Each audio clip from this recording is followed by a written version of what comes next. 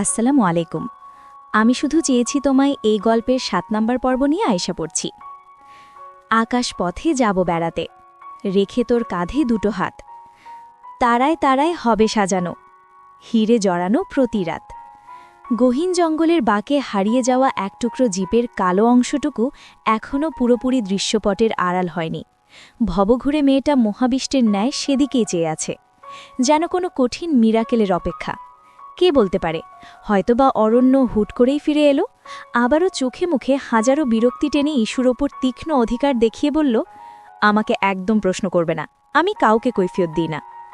যদিও ব্যাপারটা হাস্যকর ছেলেমানুষি ছাড়া আর কিছুই হবে না, তবে তেমন কিছুই ঘটল না।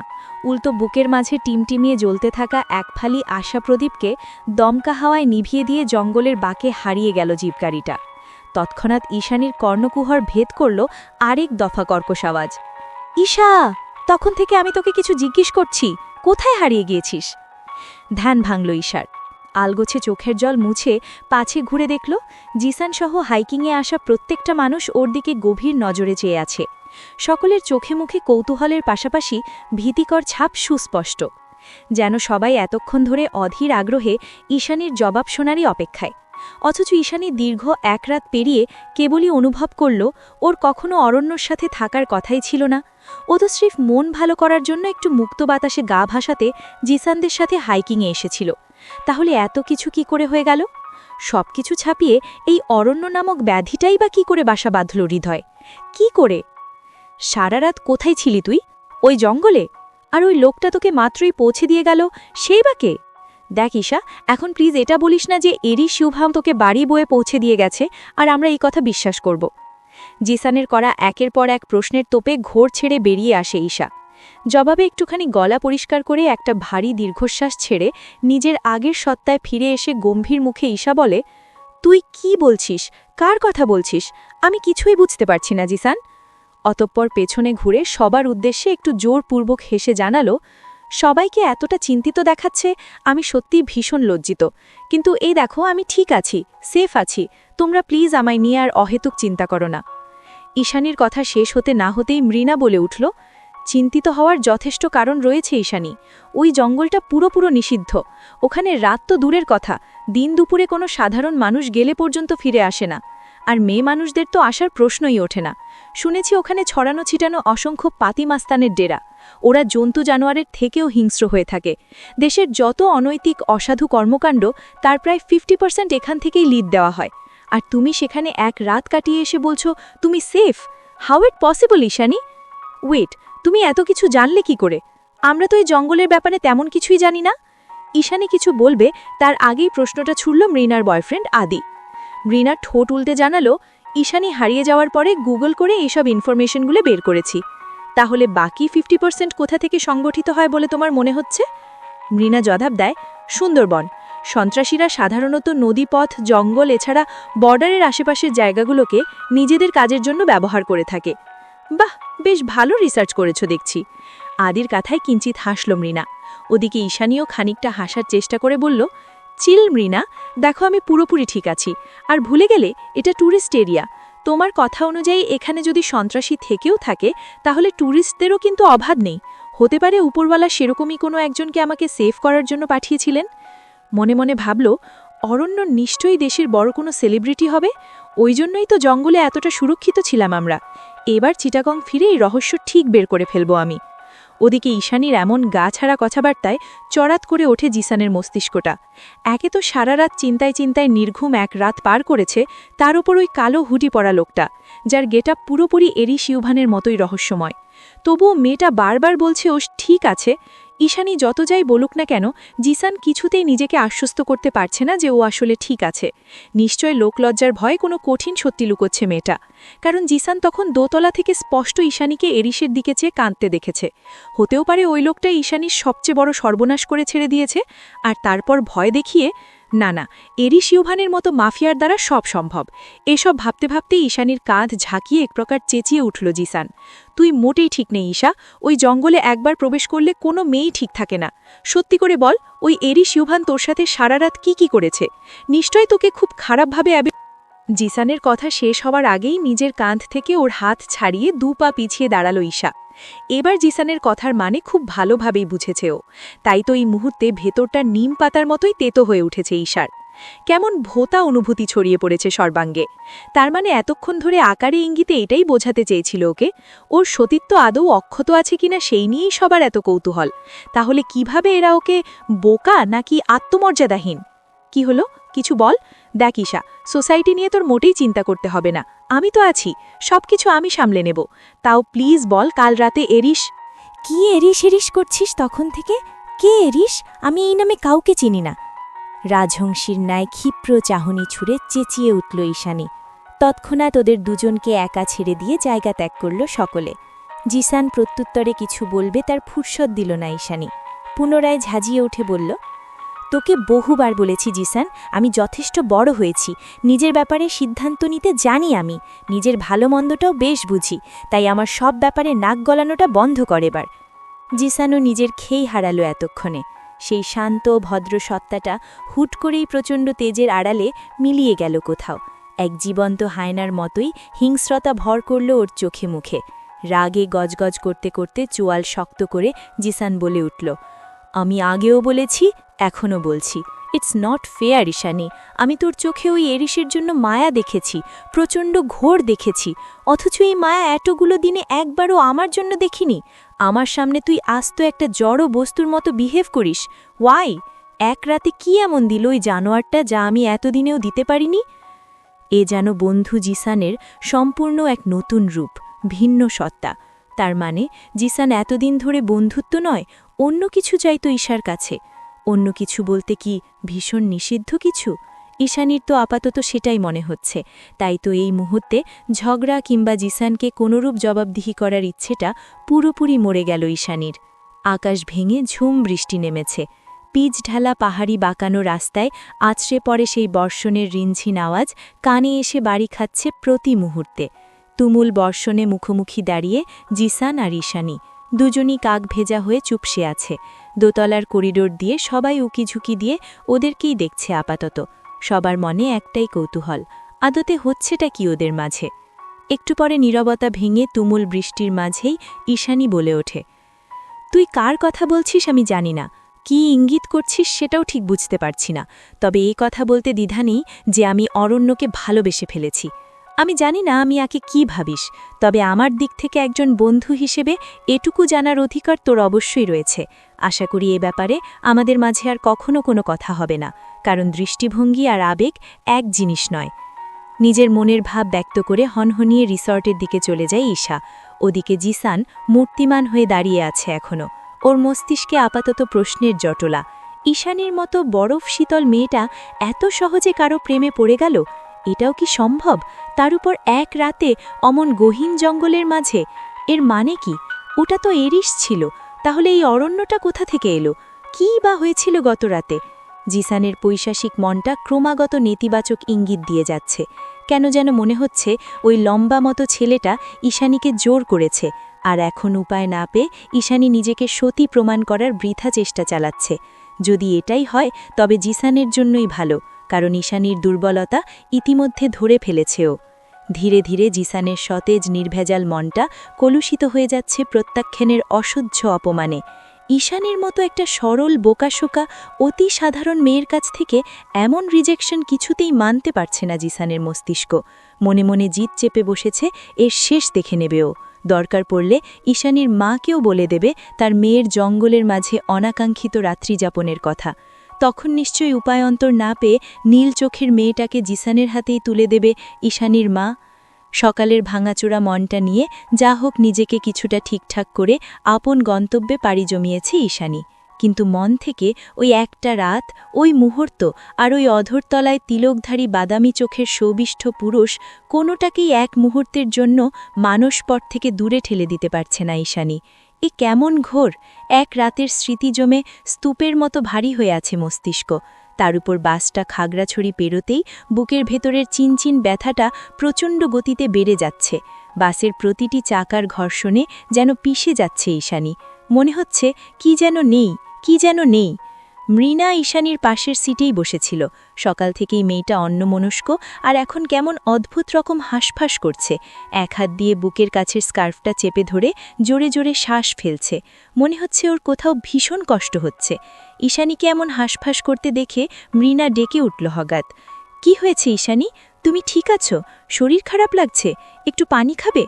ঈশানী না সূচক মাথা নেড়ে জবাব দিল। তোমার ফোনটা দেবে মৃণা, আমি আসলে নিজের মোবাইলটা জঙ্গলে হারিয়ে ফেলেছি। মৃণা তৎক্ষণাৎ ভ্যানিটি থেকে ফোনটা বের করে ঈশানীর দিকে এগিয়ে দিল। ঈশানী ফোন নিয়ে কাকে যেন ডায়াল করল। কেউক সেকেন্ড বাদেই ওপাশ থেকে শোনা গেল নিঝুমের উদ্বিগ্ন কণ্ঠস্বর। দুদিন বাদে চেনা পরিচিত বোনের মতো বেস্ট ফ্রেন্ডের গলার আওয়াজ পেয়ে নিজেকে আর সামলাতে পারল না ঈশানী। সামলাতে না পারারই কথা, কারণ ওর হৃদয়টা ইতিমধ্যে দগ্ধ হয়ে আছে অচেনা এক পুরুষের আগমনে। সে কি জাদু করল কে জানি। শক্তপোক্ত আত্মবিশ্বাসের বেড়াজাল কেমন ক্ষয় ক্ষয়ে যাচ্ছে ঈশানীর। ও নিজেকে চেয়েও ঠিক রাখতে পারছে না। ওদিকে ঈশানীর ক্রন্দনরত আওয়াজ কানে ভেসে আসতে উদ্বিগ্নতার মাত্রা দ্বিগুণ হল নিঝুমের। ও তেতে উঠে বলল, ফাজিল মেয়ে, ফোন কোথায় থাকে তোর? কাল থেকে কত হাজারবার কল দিয়েছি, তার এক বিন্দু পরিমাণ ধারণা রাখিস তুই? নিজে তো জীবনেও কল করবি না, আমি করলেও ধরবি না। আমি কি পরিমাণ চিন্তিত ছিলাম জানিস তুই? রাতে ঘুমাতে অবধি পারিনি। নিঝুম এক নাগারে বকেই যাচ্ছিল ইস্যুকে। এক পর্যায়ে হুট করে এপাশ থেকে কথা বলে ওঠে ঈশানী। আমার অরণ্যকে খুব মনে পড়ছে রে নিঝুম। আমি হুট করেই প্রেমে পড়ে গেলাম। কখন, কিভাবে, কেমন করে কিছুই মনে পড়ছে না। শুধু বুকটা ব্যথায় ছিঁড়ে যাচ্ছে। গাড়িটা যত এগোচ্ছে ততই মনে হচ্ছে আমার দম আটকে যাচ্ছে। এবার আমি কি করব বলে দে? আমি অরণ্যকে আবারও দেখতে চাই। ওই অচেনা অজানা লোকটাকে দ্বিতীয়বার দেখার প্রয়াসে নীল হয়ে যাচ্ছে আমার উচাটন হৃদয়টা। কি করব বল না? বাচ্চাদের মতো বারবার একই শব্দ আওড়ে যাচ্ছে ঈশানী। কি করব বল না? ওদিকে এত বড় একটা ঝটকায় পুরোপুরি নিস্তব্ধ নিঝুম। ও কি বলবে, কিভাবে বলবে, এই মুহূর্তে কিছুই বুঝে উঠতে পারছে না। বাস তখন সিগন্যালে আটকে আছে। আর একটু পরেই চিটাগং সড়কে প্রবেশ করবে হয়তো। ফোনের ওপাশ থেকে কোনো আওয়াজ না পেয়ে আস্তে করে কলটা কেটে দিল ঈশানী। অতঃপর পুনরায় ফোনটা এগিয়ে দিল মৃণার নিকট। ঠিক সেই সময় বাসের টিন্টের জানলা ভেদ করে ঈশানীর নজরবন্দি হল কালো হুডি পরিহিত একজন। ও নিজের চোখকে কিছুতেই বিশ্বাস করতে পারছিল না, তাই বারবার গাড়ি ঘোড়া আর জনসমাগমের আড়াল থেকে লোকটাকে একটু ভালোভাবে দেখার চেষ্টা করছিল। ওর মনে হচ্ছে এটাই অরণ্য, কিন্তু অরণ্য এখানে কি করছে? ঈশানীর জন্যই অপেক্ষা করছে না তো? হুট করে উদয় হওয়া আচানক প্রশ্নে সচকিত হল ঈশানীর মস্তিষ্ক। ও কি করবে ভেবে পাচ্ছে না। ওদিকে সিগন্যাল পরিবর্তন হতেই বাস চলতে আরম্ভ করেছে। ঈশানীর মনে হচ্ছে অরণ্য আবারও হারিয়ে যাচ্ছে। এই জনের জঞ্জাল, এই দাননীয় গাড়ির বহর, বিরক্তিকর হর্নের আওয়াজ, সব কিছুর আড়ালে ওই কালো হুডি পরা লোকটা ক্রমশ হারিয়ে যাচ্ছে। অগত্যায় উপায়ন্তর না পেয়ে সিট থেকে উঠে দৌড়ে বাস থেকে নেমে যাওয়ার জন্য উদ্যত হল ঈশানী। তবে উদাসীন হয়ে বাইরের দিকে এক পা বাড়াতেই সজোরে ওর হাত টেনে ভেতরে নিয়ে এলো জিসান। আচমকা শরীরে ঝাঁকুনি অনুভব করতে চোখের পলক ফেলল ঈশানী। পেছনে ঘুরে বিরক্ত কণ্ঠে জিসানকে বলে উঠল, কি করলি এটা তুই? তুই কি করছিলি সেটা আগে বল। চলন্ত বাস থেকে নেমে যাচ্ছিলি? পাগলামির একটা সীমা থাকে Isha. Are you out of your mind?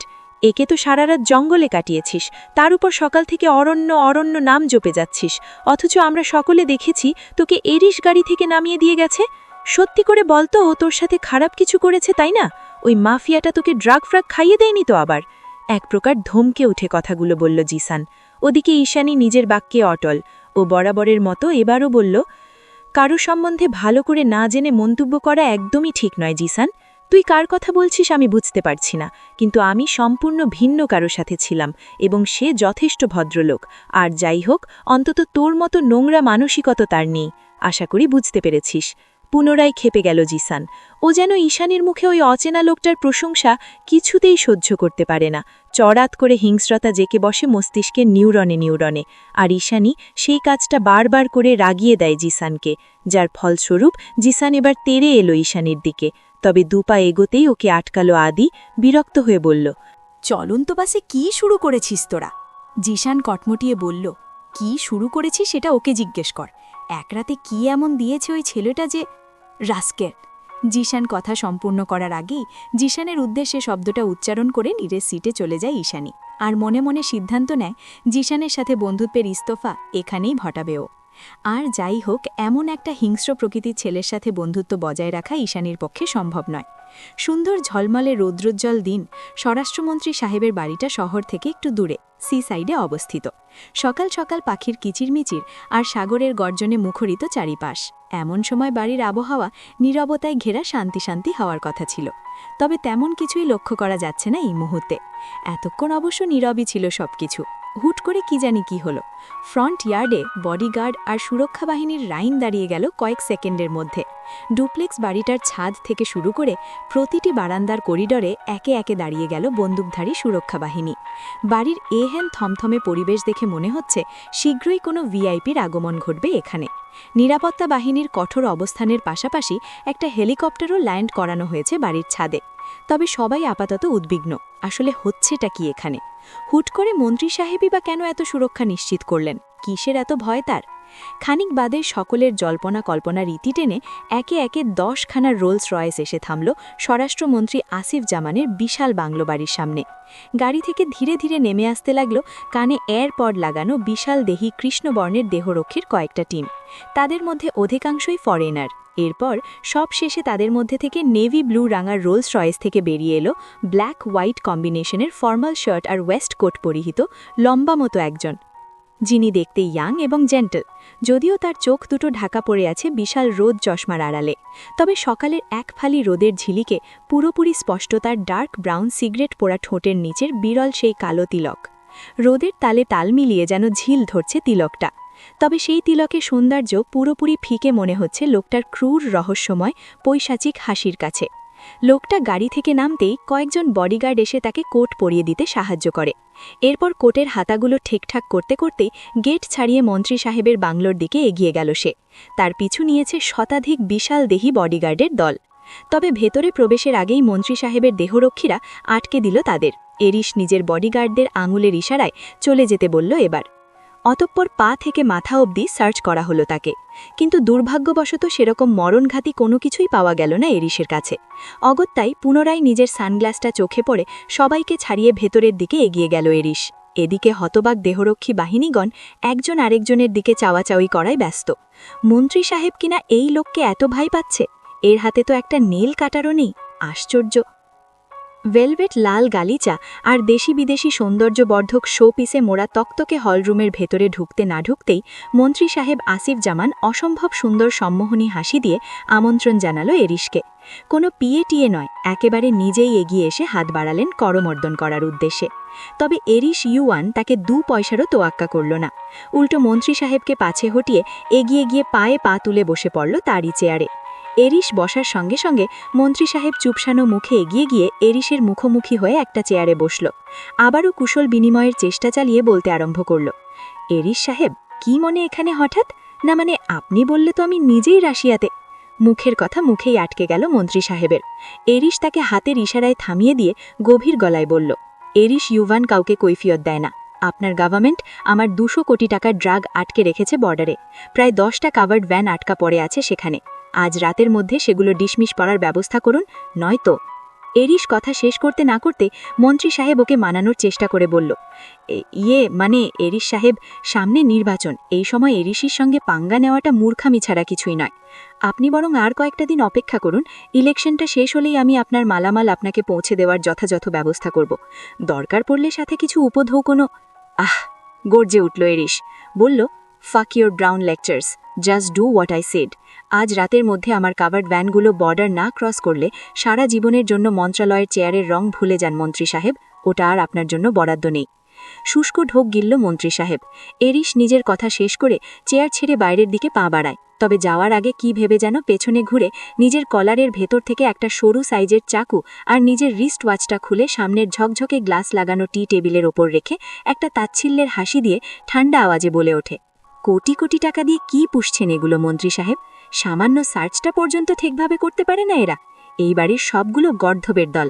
Anyway, mark my word মন্ত্রী সাহেব, টিল দেন, বাই বাই। ভীষণ শান্ত গলায় হাসতে হাসতে মন্ত্রী সাহেবকে কঠিন কিছু থ্রেট দিয়ে হিরোদের মতোই পকেটে হাত রেখে লম্বা সিল্কি আন্ডারকাট চুলগুলোতে ব্যাক ব্রাশ করতে করতে বেরিয়ে যায় এরিস। এতক্ষণ ধরে এরিসের কর্মকাণ্ডে শির দ্বারা বেয়ে যেন শীতল স্রোত বয়ে গেল আসিফ জামানের। তিনি ঘামছেন ভীষণ। পাশেই তার বিশ্বস্ত পিয়ে লিও দাঁড়িয়েছিল। মন্ত্রী সাহেবকে এভাবে ঘামতে দেখে লিও তাড়াহুড়ো করে পানির গ্লাস এগিয়ে দেয়। মন্ত্রী সাহেব ঠান্ডা পানিতে চুমুক দিয়ে ঢকঢক করে গ্লাস শুদ্ধ পানি শেষ করে নিজেকে খানিকটা ঠিকঠাক করে থমথমে আওয়াজে লিওকে উদ্দেশ্য করে বলে উঠলেন, ও কে জানো তুমি? অযাচিত লিও না সূচক মাথা নাড়লে মন্ত্রী সাহেব বলেন, মাত্র ৩০ বছর বয়সী এই ছেলেটা one of the most dangerous fucking mafia terrorist in the entire underworld, Russian most wanted powerful mafia group Python প্যারাডাইজের একমাত্র লিডার, দি এরিশ ইউয়ান, যার মধ্যে দয়া, মায়া, আবেগ, অনুভূতি, ভালোবাসার কোনো অস্তিত্ব নেই। আই থিঙ্ক ওর ভেতরের হৃদয়টাই অনুপস্থিত। যা আছে তার শুধুই ভয়াবহ হিংস্রতা, হায়নার থেকেও ভয়ঙ্কর আর অপ্রত্যাশিত ওর থাপা। ওর কাছে দ্বিতীয়বার বলতে কিছু নেই, সুযোগ হোক কিংবা কমিটমেন্ট যাই হোক, সেটাই প্রথম, সেটাই শেষ। মানুষের প্রাণ আর অস্তিত্ব দুটোই যার কাছে পুতুল খেলা মাত্র। ও শুধু একটা জিনিসই জানে আর একটা জিনিসই বোঝে, power and money, that's all. Openly crime করে বেড়ানোটা ওর প্যাশন মাত্র। দেশের ভেতরে বাইরে বৈধ অবৈধ প্রায় 1000-এর ওপরে রানিং ইন্ডাস্ট্রিজ রয়েছে ওর। এছাড়া আন্ডারওয়ার্ল্ড মাফিয়া বিজনেস তো রমরমা। পৃথিবীর কোনো মাফিয়ার কাছে যেসব দুর্লভ জিনিস পাওয়া না যায় সেগুলো এক পিস হলেও ওর কাছে রয়েছে। আমার মতো এরকম শত শত মন্ত্রী মিনিস্টারদের প্রতিনিয়ত পকেটে নিয়ে ঘুরে বেড়ায় এই ছেলেটা। বুঝলাম। মন্ত্রী সাহেবের ঘোর কাটে লিওর কথায়। তিনি শুধান, কি বুঝলে? He is a total heartless bloody beast, also dangerous. কিন্তু এবার কি করব স্যার? কি আর করবে, আপাতত ও যা বলছে তাই করো। সামনে নির্বাচন, এই সময় এরিশের সঙ্গে পাঙ্গা নেওয়াটা মূর্খামি ছাড়া কিছুই নয়। কিন্তু স্যার, একটা খটকা রয়েই গেল। আসিফ জামান বিরক্ত হয়ে শুধান, আবার কি? এরিশ ইউবান চাকু রেখে গিয়েছে বুঝলাম, কিন্তু ঘড়িটা কেন খুলে রেখে গেল? বমটম নেই তো এতে? লিওর কথায় মন্ত্রী সাহেবের শরীর শিউরে উঠল। তিনি তৎক্ষণাৎ জায়গা ত্যাগ করে দোতলার দিকে যেতে যেতে বললেন, এই ছেলেকে মোটেও বিশ্বাস নেই। আমার সুগার বেড়ে গেল, ওয়াশরুমে যেতে হবে। তুমি এক্ষুনি এগুলো সরানোর ব্যবস্থা করো, রাইট নাও।